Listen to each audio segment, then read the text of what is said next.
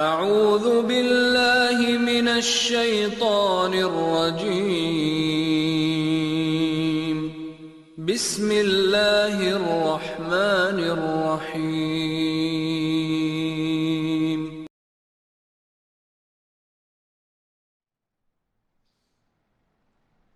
إن الحمد لله نحمده ونستعينه ونستغفره ونؤمن به ونتوكل عليه ونعوذ بالله من شرور أنفسنا ومن سيئات أعمالنا من يهده الله فلا مضل له ومن يضلله فلا هادي له وأشهد أن لا إله إلا الله وحده لا شريك له وأشهد أن محمدًا عبده ورسوله. أما بعد فإن خير الحديث كتاب الله وخير الهدي هدي محمد صلى الله عليه وسلم وشر الأمور محدثاتها وكل محدثة بدعة وكل بدعة ضلالة وكل ضلالة في النار. أعوذ بالله السميع العليم من الشيطان الرجيم. بسم الله الرحمن الرحيم. يا أيها الذين آمنوا اتقوا الله حق تقاته ولا تموتن إلا وأنتم مسلمون. يا أيها الناس اتقوا ربكم الذي خلقكم من نفس واحدة وخلق منها زوجها وبث منهما رجالا كثيرا ونساء واتقوا الله الذي تساءلون به والأرحام إن الله كان عليكم رقيبا. يا أيها الذين آمنوا اتقوا الله وقولوا قولا سديدا يصلح لكم أعمالكم ويغفر لكم ذنوبكم ومن يطع الله ورسوله فقد فاز فوزا عظيما. قال الله تعالى في القرآن المجيد والفرقان الحميد: ولهن مثل الذي عليهن بالمعروف. وقال النبي صلى الله عليه وسلم: إذا صلت المرأة خمسها وصامت شهرها وحصنت فرجها وأطاعت زوجها قيل لها ادخلي من أي أبواب الجنة شئت كما قال عليه الصلاة والسلام. معزز حاضرین مجلس، بزرگان محترم، نوجوان ساتھیوں، پیارے بچوں اور پردہ نشین اسلامی ماؤں اور بہنوں، اللہ رب العالمین کا بے انتہا فضل و احسان ہے کہ اس نے ہم تمام کو اشرف المخلوقات بنا کر اس دار فانی میں ایک عظیم مقصد کے تحت مبعوث فرمایا اور عقیدہ توحید جیسی بے مثال نعمت سے مالا مال فرمایا۔ تمام قسم کے درود و سلام ہو تمام انبیاء کرام علیہم الصلاۃ والسلام پر، خصوصاً ہمارے نبی حضرت محمد مصطفیٰ صلی اللہ علیہ وسلم پر، کہ جن کے ذریعے سے ہم نے حق کو جانا، باطل کو پہچانا، حلال و حرام کی تمیز سیکھی، زندگی جینے کے اصول اور آداب سے واقفیت حاصل کی۔ محترم سامعین، خطبہ مسونہ کے بعد میں نے آپ کے سامنے اللہ کے رسول صلی اللہ علیہ وسلم کا ایک فرمان پیش کیا، جس میں اللہ کے نبی صلی اللہ علیہ وسلم نے ایک جنتی عورت کے 4 صفات کو بیان فرمایا کہ اگر کوئی عورت ان 4 صفات کو اپنا لیتی ہے، ان پر عمل پیرا ہو جاتی ہے، اس پر ثابت قدمی کا مظاہرہ کرتی ہے، تو اللہ کے نبی نے فرمایا ایسی عورت کے لیے جنت کے 8 دروازے کھول دیے جاتے ہیں کہ وہ جس دروازے سے چاہے جنت میں داخل ہو جائے۔ محترم سامعین، یہ تعبیر ہم کب استعمال کرتے ہیں کہ دیکھیے جنت کے 8 دروازے ہیں، ایک انسان ایک ہی دروازے سے داخل ہو سکتا ہے، 8 دروازے سے 2 دروازے سے ایک ساتھ داخل نہیں ہو سکتا۔ پھر اس تعبیر کا مطلب کیا؟ یہ کہنے کا مطلب کیا ہے جس دروازے سے چاہو 8 دروازے سے جنت میں داخل ہو جاؤ۔ محترم سامعین، یہ الفاظ، یہ جملے اس وقت کہے جاتے ہیں جبکہ کسی کو ایک بڑا مقام، اعزاز، اسے عظمت، وہ مرتبت دینا مقصود ہو۔ جیسے کہ آپ کا کوئی ہر دل عزیز ہے اور وہ آپ سے یہ کہے کہ بھائی میں آپ کے گھر آنا چاہتا ہوں،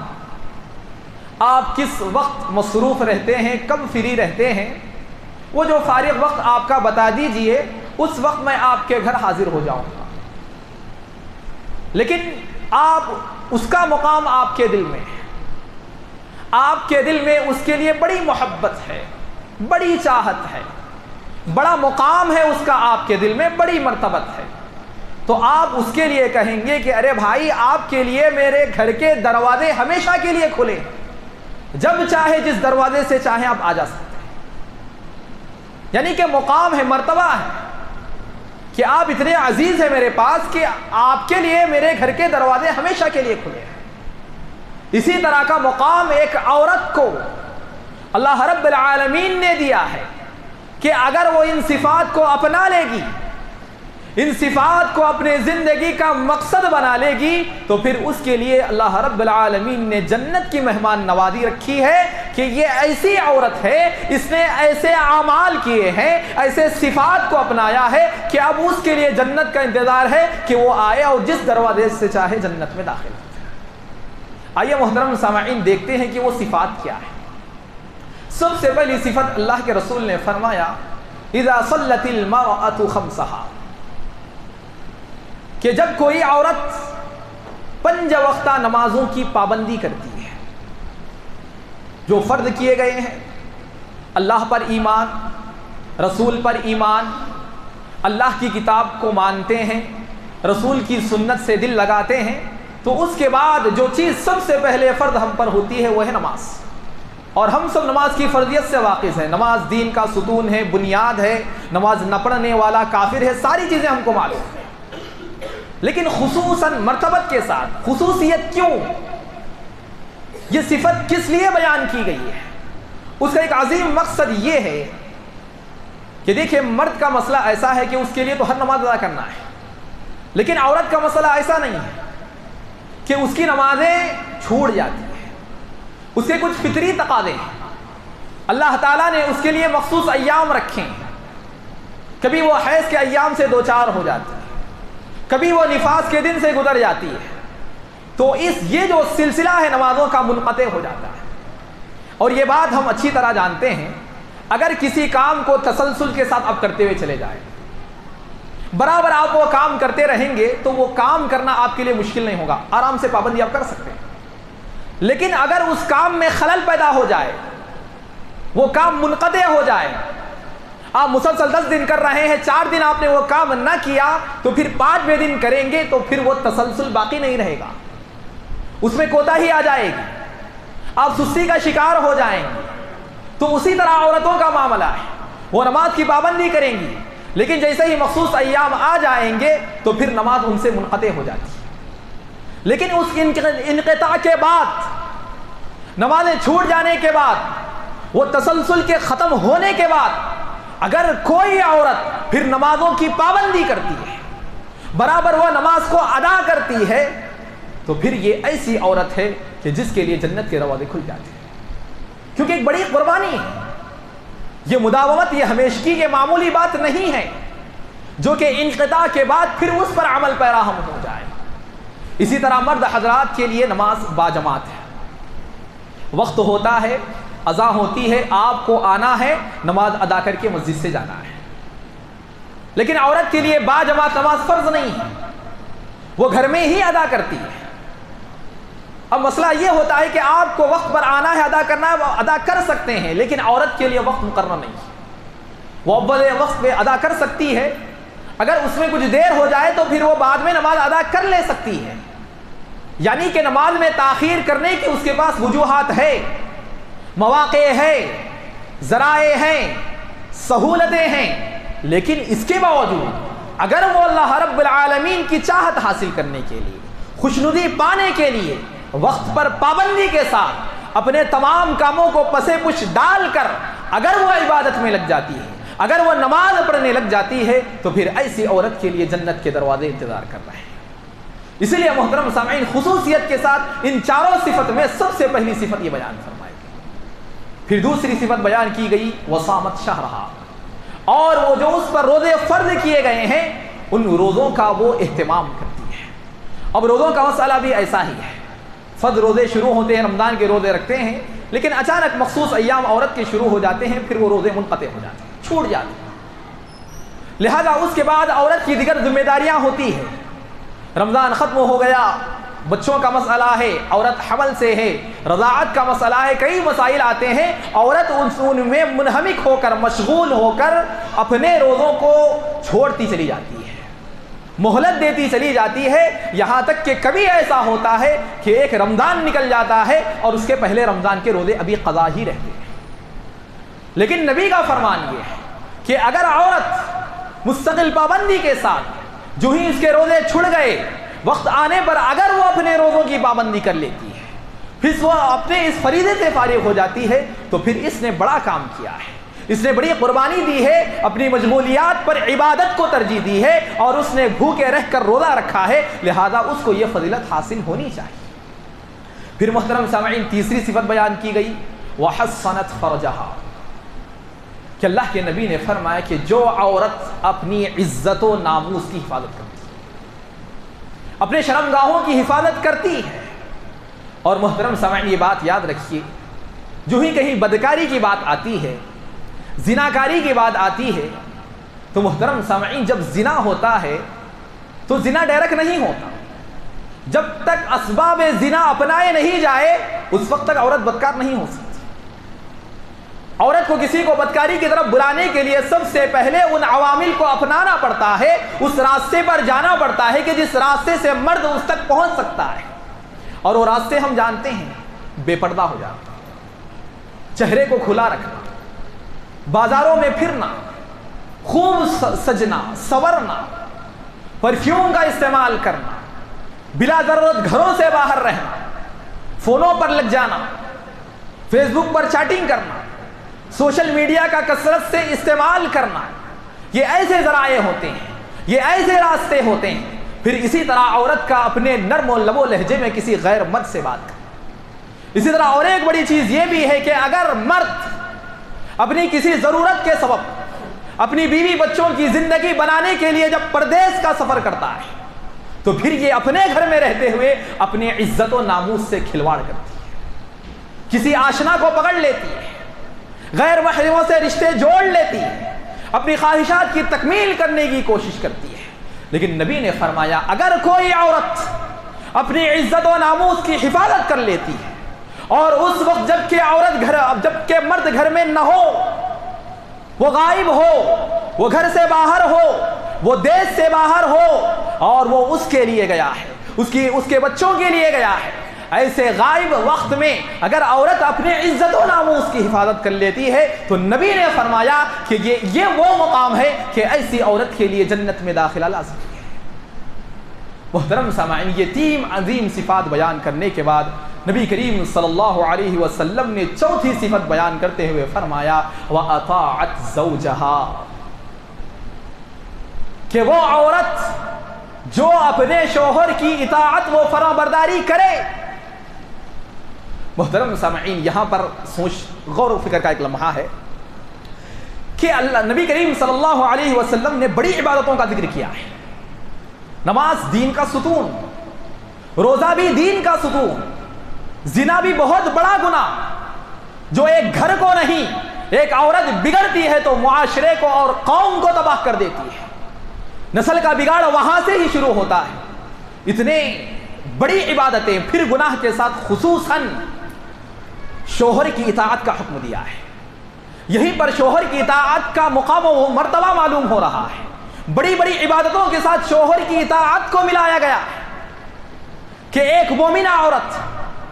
جو یہ چاہتی ہے کہ میں جنتی عورت بن جاؤں، میں جنت کی حقدار ٹھہروں،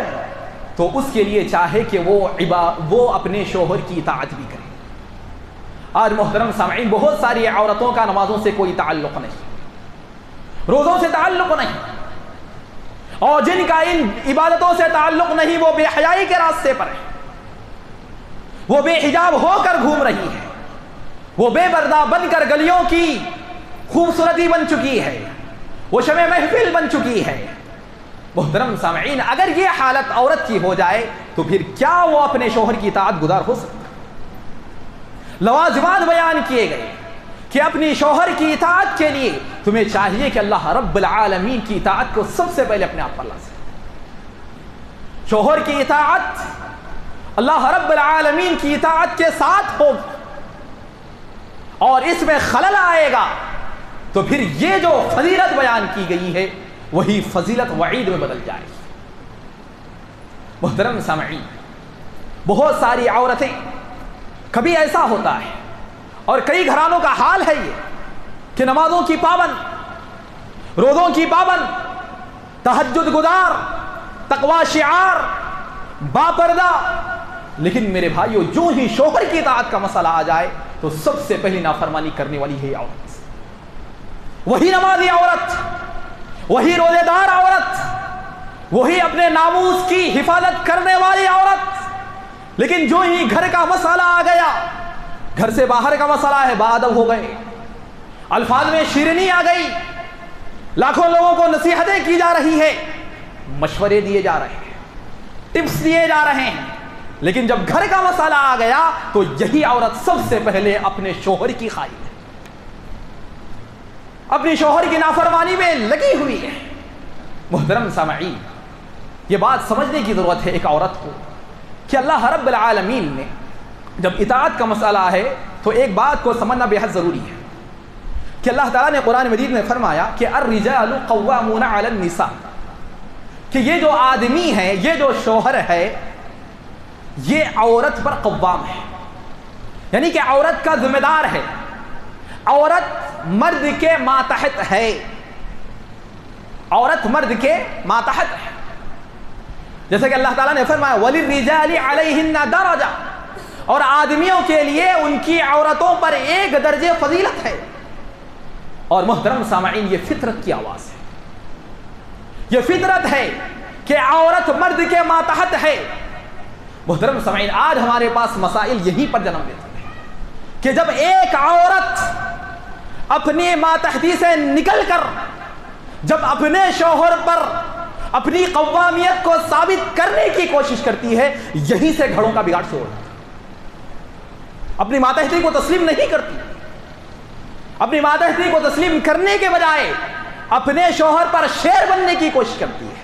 اپنی بات منوانے کی کوشش کرتی ہے۔ شوہر ایک بات کرتا ہے تو فوری مخالفت، ماننے کی صفت نہیں ہے۔ کس لیے؟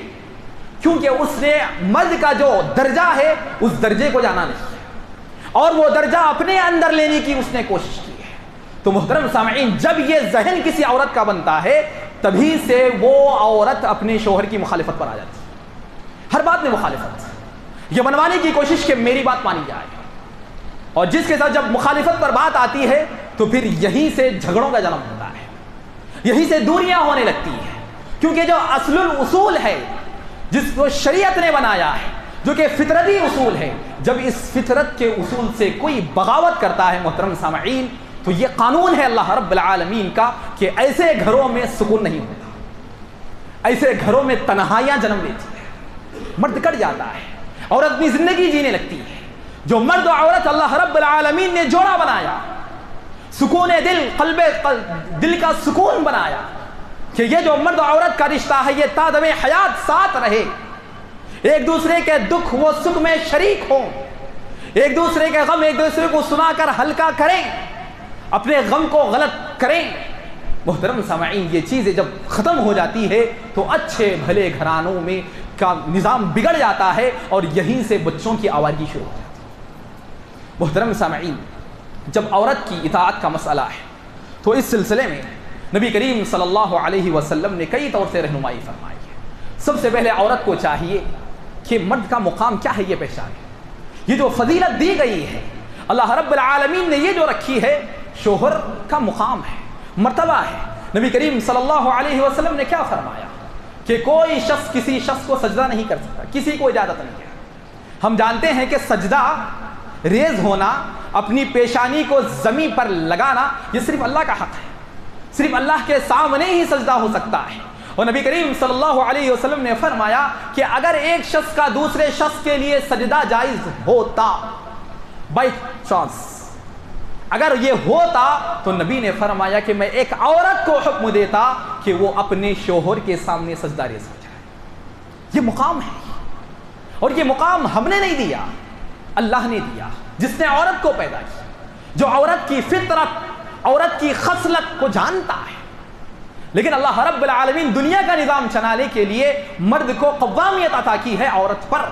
اور یہی مقام بتایا ہے کہ اگر سجدہ کرنے کی کسی کو اجازت ہوتی تو میں عورت کو حکم دیتا کہ وہ اپنے شوہر کے سامنے جھک جائے، سجدہ ریز ہو جائے، لیکن اس کی اجازت نہیں۔ اسی طرح محترم سامعین، نبی کریم صلی اللہ علیہ وسلم نے فرمایا کہ اس ذات کی قسم جس کے ہاتھ میں میری جان ہے، کہ اگر کوئی مرد سیر سے لے کر پیر تک زخموں سے چور ہو جائے، ہر جگہ زخم لگے ہوئے ہیں اور ان زخموں سے پیپ اور خون رس رہا ہے، ٹپک رہا ہے، گر رہا ہے، اور اگر عورت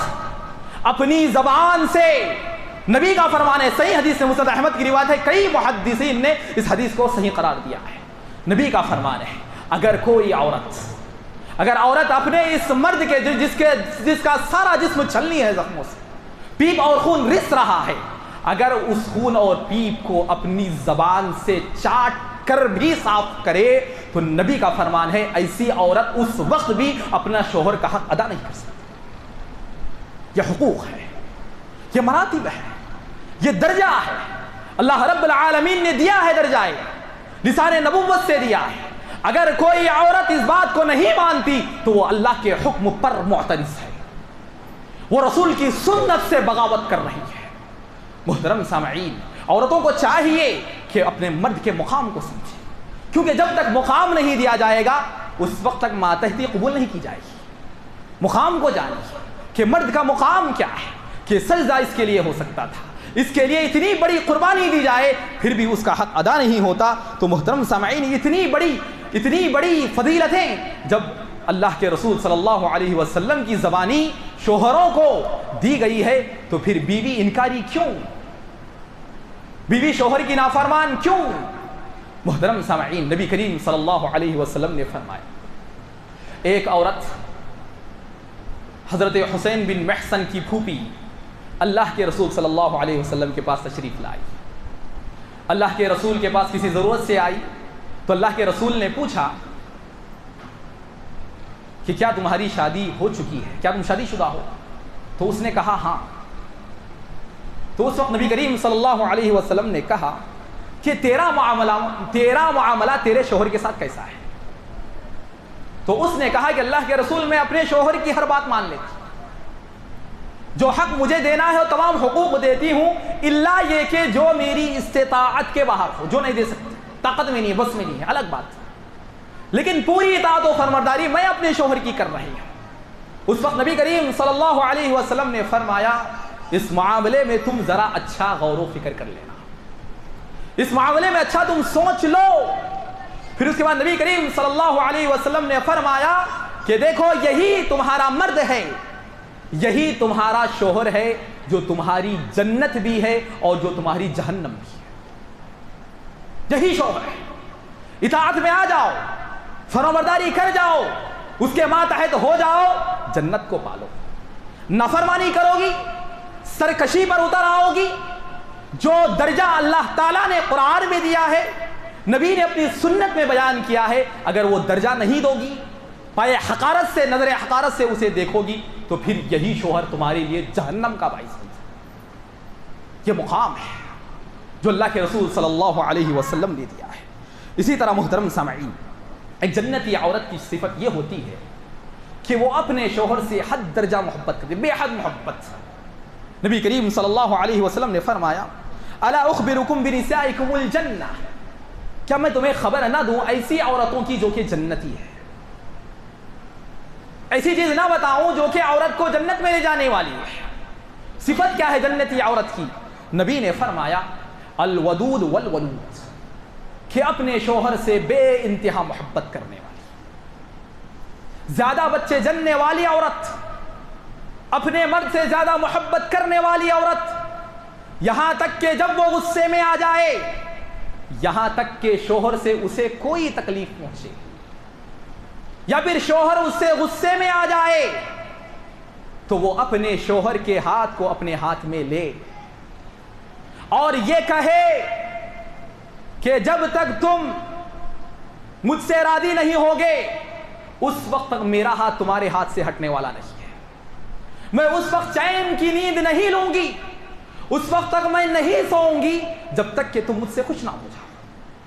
یہ نیک عورت کی صفت، یہ جنتی عورت کی صفت، یہ تڑپ، یہ جوش، یہ جذبہ، یہ عمل کہ میرا شوہر جب تک مجھ سے راضی نہیں ہوگا میں چین کی نیند نہیں سوؤں گی۔ آج کا ماحول بدل گیا میرے بھائی، شوہر جتنا دور ہے اتنی ہی عورت سکون کی نیند لے رہی ہے، آرام کی نیند سو رہی ہے۔ محترم سامعین، یہ جنتی عورت کی صفت نہیں ہے کہ شوہر اس سے دور ہو، شوہر اس سے ناراض ہو،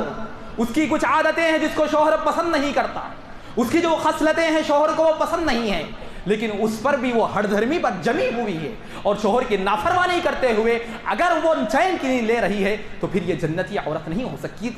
سکتی، اسے اپنے آپ کو بدلنے کی ضرورت ہے۔ اسی طرح محترم سامعین، نبی کریم صلی اللہ علیہ وسلم نے یہ بھی فرمایا کہ شوہر کی ناراضگی سے اے عورتوں بچو۔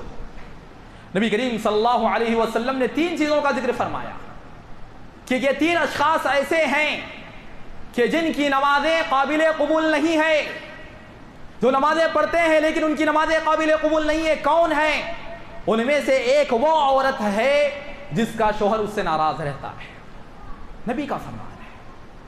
کہ جب عورت، مرد اس سے ناراض ہیں اور وہ نوافل پر نوافل کا اہتمام، تہجد پڑھ رہی ہے، قرآن کی تلاوتیں جاری ہے، سارے دروس جاری ہے، ہر قسم کی خدمتیں جاری ہے، لیکن میرے بھائیو یاد رکھو اگر شوہر ناراض ہے تو پھر ایسی عورت کی نمازیں بھی قابل قبول نہیں ہے۔ یہ درجہ دیا گیا ہے، اس مقام کو سمجھنا ہے ایک عورت کو، اور مرد کا جو درجہ دیا گیا ہے اس قوامیت کو تسلیم کرنے کی ضرورت ہے۔ اسی طرح محترم سامعین، اللہ کے نبی نے یہ بھی فرمایا کہ اے عورتوں اپنے شوہروں کو تکلیف نہ دو۔ جب کوئی عورت اپنے شوہر کو تکلیف دیتی ہے تو نبی فرماتے ہیں کہ جنت سے جو حور اس مرد کے لیے بنائی گئی ہے وہ حور چیخ کر کہتی ہے قاتلک اللہ، اللہ تجھے تباہ کرے، اللہ تجھے برباد کرے، تیرے پاس تیرا جو شوہر ہے وہ تیرا مہمان ہے چند دنوں کا، وہ تیرے پاس چند دن رہے گا، اس کے بعد تو وہ تو ہمارے پاس آنے والا ہے، تو اسے ایذا دے رہی ہے، اسے تکلیف پہنچا رہی ہے، لہذا تو تباہ و برباد ہو جائے۔ یہ ایک حور کی بد دعا ہے اس عورت کے لیے جو اپنے شوہر کو تکلیف دیتی ہے، اذیتوں سے دوچار کرتی ہے، ٹیچے مارتی ہے، لعن طعن کرتی ہے۔ محترم سامعین، یہاں تک فرمایا گیا کہ عورت کو حق نہیں ہے کہ وہ اپنے شوہر سے بد کلامی کرے۔ لڑنے کی تو دور کی بات ہے، شوہر سے بد کلامی نہیں کر سکتی۔ ایک صحابی نبی کریم صلی اللہ علیہ وسلم کے پاس تشریف لاتے ہیں، لقید بن صبرہ جن کا نام ہے، اور کہتے ہیں کہ اللہ کے رسول صلی اللہ علیہ وسلم، میری جو عورت ہے فحش کلام ہے، ہمیشہ اس کی زبان پر گالیاں ہی گالیاں ہیں، اس کی زبان تلوار بن چکی ہے، ہمیشہ دلوں کو چیرتے رہتی ہے، ہمیشہ طعنے مارنا، حقارت بھرے کلمات اپنی زبان سے نکالنا، ہمیشہ اپنی زبان سے اذیت دینا، یہ اس کا معاملہ ہے۔ میرے بھائیو، اس وقت نبی کریم صلی اللہ علیہ وسلم نے کیا فرمایا آپ کو معلوم ہے؟ نبی کریم صلی اللہ علیہ وسلم نے یہی کہا کہ اس عورت کو طلاق دے دو۔ اللہ، حدیث پڑھ کر میں پریشان ہو گیا کہ نبی ڈائریکٹ فرما رہے ہیں کہ اگر تیری عورت بد کلام ہے، فحش کلام کرتی ہے، اس کے پاس تیرا کوئی مقام و مرتبہ نہیں ہے، تیری عزت نہیں ہے، تیرا درجہ نہیں ہے، اور وہ بد کلامی کر رہی ہے، نبی کا فرمان ہے کہ اس عورت کو طلاق دے دو۔ مرد تھا کہ اللہ کے رسول، اس سے میرے دیرینہ تعلقات ہیں، بڑی مدتوں سے میں اس کے ساتھ رہ رہا ہوں، کئی سال بیت چکے ہیں، اس سے بچے ہیں میرے۔ تو میرے بھائی، اس وقت نبی کریم صلی اللہ علیہ وسلم نے فرمایا تو اسے نصیحت کر، اسے سمجھا، اسے منع۔ پھر نبی نے فرمایا اگر اس کے اندر خیر ہے، اگر اس کے اندر بھلائی ہے، اگر اس کے اندر دینداری ہے، اگر اس کے اندر ایمان ہے، تو پھر وہ تیری بات سے نصیحت پکڑے گی۔ پھر نبی نے آخری میں فرمایا اور اپنی عورتوں پر لوڈیوں کی طرح ظلم نہ کرو، یعنی کہ مارو مت، ایسا مت مارو کہ جس طرح ایک غلام کو مارا جاتا ہے۔ محترم سامعین، اتنا بڑا مقام و مرتبہ ایک مرد کو لسان نبوت سے دیا گیا ہے، یہ اللہ کا بنایا ہوا قانون ہے۔ عورتوں کو چاہیے کہ وہ مردوں کی قوامیت کو تسلیم کریں، وہ مردوں کا جو درجہ ہے انہیں دیں، ان کی اطاعت کرنے کی کوشش کریں، یہی اطاعت تمہیں جنتی بناتی ہے۔ جنتی عورت کے لیے اپنے شوہر کا اطاعت گزار ہونا ضروری ہے، اپنے شوہر کی باتوں کو تسلیم کرنا ضروری ہے۔ اسی طرح محترم سامعین، یہ بات بھی یاد رکھیے، اس کا مطلب یہ نہیں کہ صرف عورتوں کو یہ حقوق دیے گئے ہیں۔ یہاں پر ایک غلط فہمی ہے جس کو سمجھنا ضروری ہے۔ جس طرح شوہر کے حقوق بیوی پر ہے، اسی طرح بیوی کے حقوق شوہر پر ہے۔ آج ہمارے پاس ایک غلط فہمی یہ پائی جاتی ہے کہ شوہر اپنی بیوی سے حق طلب کرنے کی کوشش کرتا ہے کہ میری بیوی میرا حق نہیں دیتی، حق نہیں دیتی، حق نہیں دیتی، میرا حق مجھے ملا۔ ادھر عورت چلاٹی مار کر کہتی ہے، شور مچاتی ہے کہ میرا شوہر میرے حقوق نہیں دیتا۔ محترم سامعین، یہاں بات سمجھنے کی یہ ہے، یہاں پر حق دینے کا مسئلہ ہے، یہاں پر حق لینے کا مسئلہ نہیں ہے، بلکہ حق دینے کا مسئلہ ہے کہ ایک عورت کو چاہیے کہ اپنے مرد کے جو حقوق ہے وہ دینے کی کوشش کرے، اور ایک مرد کو چاہیے کہ اپنے حقوق کو دینے کی کوشش کرے، لینے کی نہیں۔ ذہنیت کو بدلیے، لینے کی بات آ جائے گی تو یہیں پر انتقام کی بات آ جائے گی، یہاں بدلے کی آگ آئے گی، یہاں اختلاف جنم لے گا کہ میرا جو حق ہے، میری کوشش یہ ہوگی کہ میں اپنا حق دینے کی کوشش کروں گا۔ عورت کو بھی یہ نظریہ بنانا چاہیے کہ میرے جو حقوق من جانب اللہ، من جانب رسول اللہ رکھے گئے ہیں، ان حقوق کو میں ادا کرنے کی کوشش کروں گی۔ لہذا جب ایک دونوں کے حقوق دینے پر راضی ہو جائیں گے، دینے لگ جائیں گے، تو خود بخود مسائل جو بگڑ رہے ہیں وہ سدھر جائیں گے۔ اسی طرح محترم سامعین، دوسری اہم بات یہ ہے کہ دیکھیے، جب تک حقوق اللہ کا معاملہ ہے، عبادات کا معاملہ ہے، اس میں شوہر اور بیوی دونوں برابر ہیں۔ نماز کا مسئلہ ہے، زکوٰۃ کا مسئلہ ہے، روزے کا مسئلہ ہے، حج کا مسئلہ ہے، دونوں برابر ہیں کہ اگر شوہر نماز میں کوتا ہے تو بیوی بول سکتی ہے، روزے نہیں رکھتا تو بیوی ڈانٹ سکتی ہے، اسے شرعی حدود میں رہ کر اس کی جو کارروائی وہ کر سکتی ہے، اسے ناراض ہو سکتی ہے۔ یہ کب؟ جبکہ حقوق اللہ کا مسئلہ آ جائے۔ لیکن جو ہی حقوق العباد کا مسئلہ آ جائے، معاملات کا مسئلہ، خصوصاً لین دین کا مسئلہ آ جائے، گھر باری کا مسئلہ آ جائے، تو محترم سامعین، ایسے وقت میں ایک عورت کو چاہیے کہ وہ اپنی شوہر کی قوامیت کو تسلیم کرے، اپنے شوہر کو بڑا مانے، اس کی اطاعت کرے۔ نبی کریم صلی اللہ علیہ وسلم نے کیا فرمایا؟ خیر النساء، سب سے بہترین عورت وہ ہے کہ جب شوہر اسے دیکھے تو مسکرا دے۔ یہ کیفیت ہونا چاہیے کہ عورت اپنے آپ کو اپنے شوہر کے لیے ایسا بنائے کہ جب وہ اسے دیکھے تو مسکرا دے۔ حکم کرے تو تعمیل کر دے، فوراً بات مان لے، جیسے ہی حکم دیا جائے بس اسی بات کو اسی وقت مان لے، یہ سب سے بہترین عورت ہونے کی علامت ہے جو کہ جنتی عورت بننے کے لیے ضروری ہے۔ تو محترم سامعین، ایسا نہیں ہے کہ شریعت میں عورت کو دبا دیا گیا، مرد کو بڑا مقام دیا گیا، ایسا نہیں ہے۔ جب عبادات کا معاملہ آ جائے، ایمانیت کا معاملہ آ جائے، مرد و عورت برابر ہیں، لیکن جب لین دین کا مسئلہ آ جائے، معاملات کا مسئلہ آ جائے، ایک دوسرے کو سمجھنے کا مسئلہ آ جائے، یہاں پر ایک دوسرے کے لین دین کا مسئلہ آ جائے، تو ایسے وقت میں عورتوں کو چاہیے کہ اپنے مردوں کی برتری تسلیم کرتے ہوئے ان کے ماتحت رہنے کی کوشش کرے۔ یہی وہ راستہ ہے جس کے ذریعے سے میاں بیوی خوش رہ سکتے ہیں، گھر خوشگوار بن سکتا ہے، اور جس کے اثرات ان کے اولاد پر بھی پڑ سکتے ہیں۔ تو محترم سامعین، یہ جنتی عورت اگر کوئی بننا چاہتی ہیں تو اس کے لیے سب سے پہلی چیز نماز کی پابندی، روزے کی پابندی، اپنے پردے کی حفاظت،